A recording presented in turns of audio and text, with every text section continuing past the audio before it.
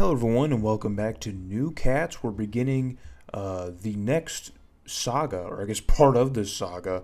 In the last video, we played the South Carolina Gamecocks and won in a very disgusting game. And I mentioned that we have a new sort of approach to the series moving forward. We're going to run this a bit like a GM mode, and I'm going to try and get us to the end of this 20-year period since this game originally came out in NCAA 04. Try to get to the end of this 20-year period up to the present season, the end of the 2022 season, and see if we can't make Northwestern a perennial contender or even national champion within that 20-year stretch. So after our win against South Carolina, now we of course have the Utes from Utah up next. But we are not going to be doing that.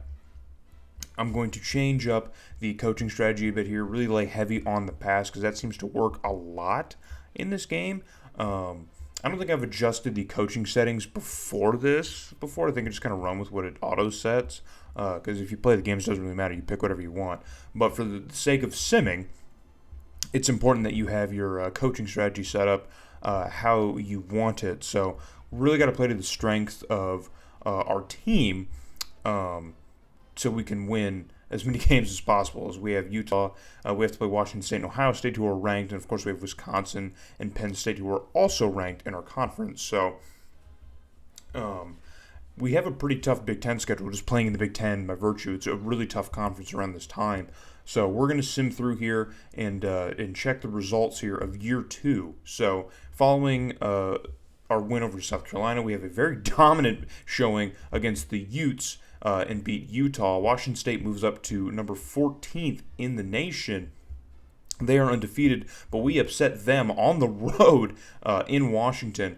We were able to beat them, but of course followed that up with a loss to the Ohio State Buckeyes, our second straight loss to the Buckeyes rather. But we follow that up with a win over the Golden Gophers of Minnesota, who sneak into the rankings probably just about as we fall out of them. We might still be in them. The simming is kind of weird with how it does it week by week, trying to keep up with the rankings and the records and stuff. So we move up to 20 as we dominate the Hoosiers of Indiana and get our revenge from last year and move to 21 as we absolutely skunk San Jose State. San Jose State is one of the bad teams in this game that is just always bad. They never get good. And then followed up with another close loss to the Wisconsin Badgers, who are having an absolute amazing season. And they could have potentially just derailed ours, essentially, as we follow up with another loss to the Purdue Boilermakers, the Spoilermakers, if you will, who really aren't playing for much except to just ruin our day and drop us to 6-3. So we move into our last really tough game of the season against the number 16th ranked Penn State Nittany Lions, who we managed to upset. I don't know if it'd be an upset. We were probably a bit more even as teams, but we managed to win that game to go to 7-3, and then follow that up with a loss to a Michigan Wolverine team who's having a really rough year to drop to 7-4, and now with just our rivalry to close out year number 2, can we win to extend to 8-4? And we can over another week fighting Illini squad. We managed to pour on the points here and finish 8-4. So a pretty impressive showing in our second year. Now remember, we haven't had time to do much recruiting-wise, so this is still mostly the same team from last year. We were just able to bolster a little bit, and of course the training results was able to make our team a lot better. So we lost the games that we probably were always going to lose, but the ones that we won are kind of really where it's where we should point our focus. So Washington State, as you saw, were frauds. They were 3-0 at the time we played them and finished 5-7. They had a terrible year. And Michigan also had a surprisingly terrible year. Same with Purdue. Some of these teams in the Big Ten, it actually kind of fluctuates a lot. So we can expect some change. But we do have a Bednarik Award winner. I believe that's our linebacker, Mr. Frederick here.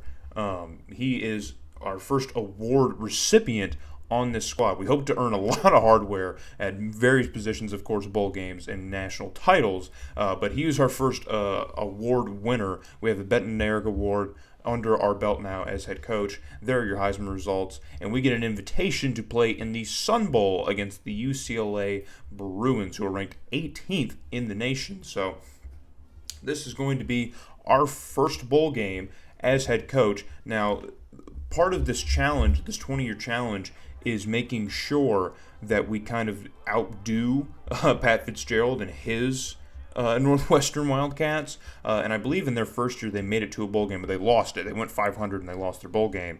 So we didn't go to a bowl game last year. We finished 5-7. But in year two, we have a great chance of potentially winning one, as we seem fairly evenly matched with the Bruins. I'm sure UCLA is probably the much better team because they are ranked. So, but we're moving into the Sun Bowl here in El Paso. What I'm going to do is I'm going to show most of the bowl games. I show probably the first 4 or 5 that we make it to before I end up just showing the big ones, like a national title game if we end up getting to one, or maybe like just a New Year's Six bowl. I try to limit it to that because there's a lot of bowl games, or we plan to go to a lot of bowl games over time, and I can't just keep showing all these small things like the Sun Bowl or the Motor City Bowl against teams like UCLA. But this is our first one, so we're going to take this all in because we have our eyes set on as much hardware as possible. So we have the Bednarik Award. We want to try and walk out with the Sun Bowl. So we got here early in the first quarter here. It is already 1st and 10, knocking on our goal line for the Bruins here. Their quarterback's going to drop back. He's got a lot of time in the pocket. He flushes it out to the receiver, who doesn't pick up any yardage, as our defense has that one pretty well covered. So we move to 2nd and 9 now for the Bruins. They're going to try and punch this one in. And their quarterback's going to drop back and hand that one off, and he's going to get gobbled up in the line of scrimmage, find a little bit of room, but not enough to really operate and get to that first down. So the Bruins need to get their offense moving here if they want to earn 6 early on in this first drive, as they're burning some time off in the first quarter. So on a 3rd and 6, they're going to send a man in motion, and they're going to go with another handoff again, and that time there was a pretty big hole. He had much more space to work with, but Doyle was able to come up our safety and make that play. So UCLA on 4th and 2 is going to just knock this one through and take 3 points to start off our Sun Bowl. So we need to come back pretty quick here. Our offense needs to move. We cut forward late in the third quarter. UCLA has a 6-0 lead over us. And on 3rd and 11, they're going to try and get that first down, flip it out to the tight end, and he cannot make it to the marker. So that'll bring up another 4th down for this Bruins offense. And a pretty long field goal, but their kicker is automatic today as UCLA extends their lead to 9-0. And what can our offense do as a response here with just a quarter left of play? Absolutely nothing, as our offense fails to produce anything. A single point, we lay a goose egg on the board, and UCLA is going to take the Sun Bowl. I want to say easily, but it clearly their offense struggled for this entire game. So nothing was easy for UCLA in the Sun Bowl, but they do manage to win it. 3 field goals is all it's going to take to win this one. So looking over the stats here, things were pretty even. We actually made it to their quarterback quite a bit too as a result. We were horrendous on 3rd down, which is not good, of course. And then we turned the ball over twice. So those are probably the 2 big stats that really point to our failures, because offensively we were actually pretty similar to UCLA. It was a pretty even game. They controlled the ball for most of the game too, probably because of those turnovers. So even more ghastly stats here just looking at this. 11 for 30 for 161 yards and 2 picks. You could say that number 14 probably was a big contributing factor to us losing this game. He did absolutely nothing. We couldn't even run the football. 2 yards from our running back today. Just horrendous. I can't even think, dude. I'm choking on them. Horrible, horrendous. Both of them are applicable in this situation because we just played horribly against UCLA. But looking over our defense now, we have a couple All-American selections that we will get to. I'll show those, and of course our award winners. So, but here's the breakdown of how our team performed. We have an injury here. One of our defensive ends suffered a pretty serious injury. Thankfully, it's the last game of the year. Hopefully, he'll be ready to go by next season. But that season was enough to get us in the door for another 3 years with Northwestern. So they want us to win the Big Ten and they want us to maintain team prestige. We were able to increase team prestige, but we're not even close to winning the Big Ten. So we will take what we can get here. We're not losing against Illinois, at least right now. So our record against rivals, I think, is okay. We've played kind of all right against top 25 opponents. We get a lot of chances being in the Big Ten. There's at least 3 or 4 teams ranked in the top 25 every year in the Big Ten. So we have a good chance of bolstering our resume. And I like how in this game they're kind of realistic with expectations here. Like, obviously they have the requirements of the contract, but, if you're playing good ball and taking a pretty perennially bad program and being fairly decent with them, they'll cut you quite a bit of slack like they did here by giving us a contract extension. So we're going to absolutely take that and look over the rest of our bowl games, of course, and see who our national champion is for this season. Because it gets pretty weird in this game, dude. Some weird teams end up throwing their hats in the ring. For example, Oregon State throwing their hat in to play in the Orange Bowl for the BCS title over the Miami Hurricanes, but Miami's able to hold on by a field goal and beat the Beavers. So they are your national champions here. They typically win the first couple in the Sims per usual, but here's a look over the top 25. A lot of familiar faces, no surprising names for the most part here. Just pay attention to the Big Ten teams that were able to finish in the top 25 because, you like the conference to look good, even though it doesn't really matter. This is a video game. But, it's worth mentioning. It's in my brain. So Tennessee sneaks in. They were not ranked. Florida also sneaks in, who was also not ranked. They beat Minnesota. And then NC State closes us out, who were also not ranked. So looking over our All-Americans here, we don't have, on the first team at least, we do not have a lot of representation. It's kind of flippant from year to year. So we've got nobody on the first team, but on the second team, maybe we'll get lucky with just at least 1 or 2 All-Americans. That's all I'm asking for. I'm not asking for too much. And there we go, Justin Frederick, the Bednarik Award winner. He gets himself second team All-American honors after posting a 102 tackle season with 16 TFLs, 9 sacks, and 4 picks. An amazing season from our middle linebacker. All that recognition is well deserved.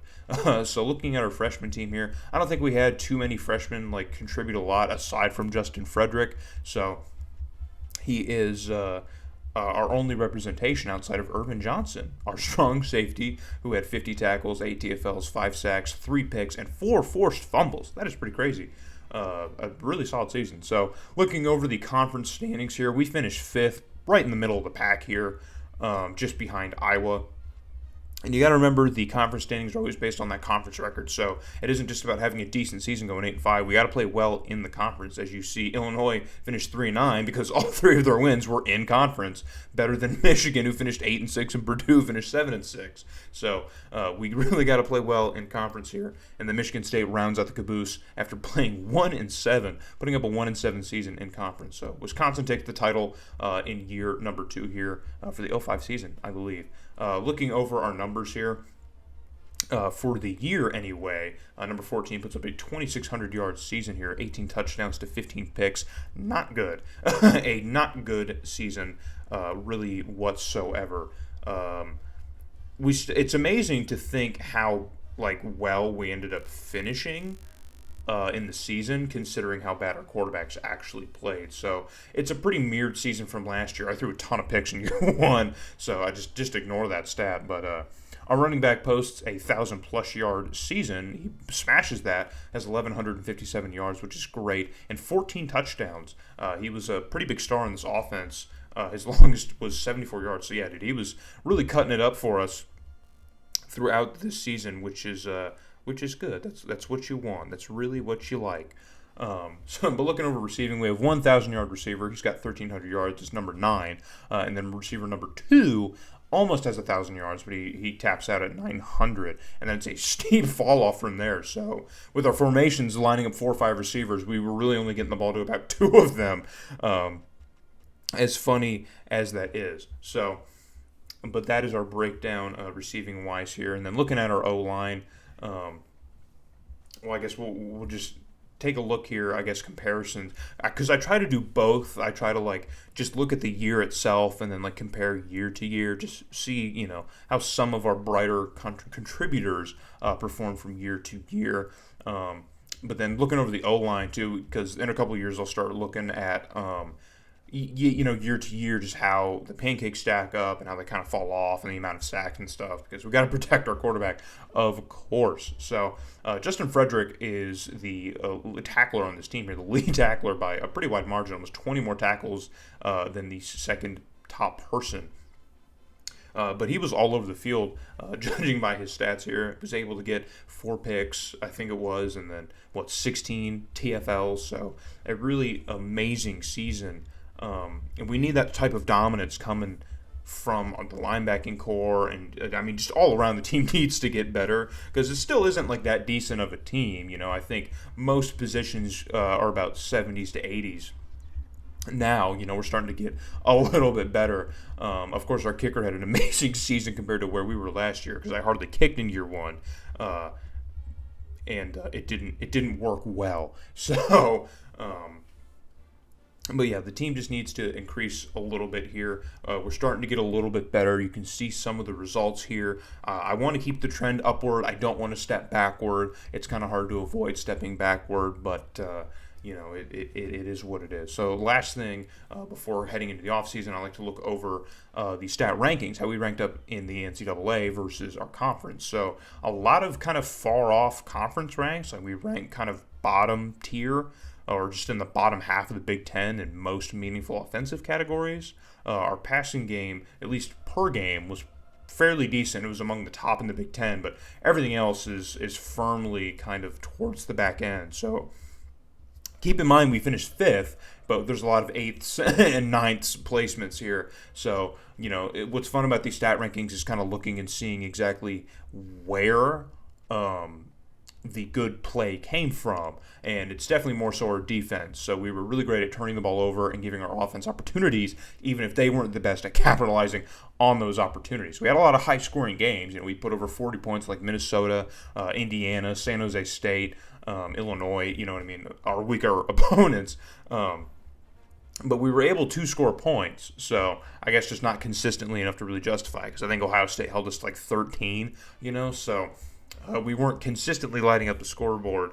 But yeah, and here in tight ends and turnovers, a lot of firsts in the Big Ten. I don't tend to look at the NCAA rank so much, because there's 116, 17 teams to keep in mind. So if we're 11th or 14th, thinking about all those teams ahead of us, it's nonsense. So looking ahead into our next year, here is our report card. We are in good standing with the university. Of course, they love us. They extended us. So for year 3, we're going to try and increase a little bit better. Of course, make the team a little bit better. And, of course, just keep improving, because that's the whole point here. So in the next video, we're going to look into year 3 following a successful campaign here in year 2. Hope to see y'all there for more new cats.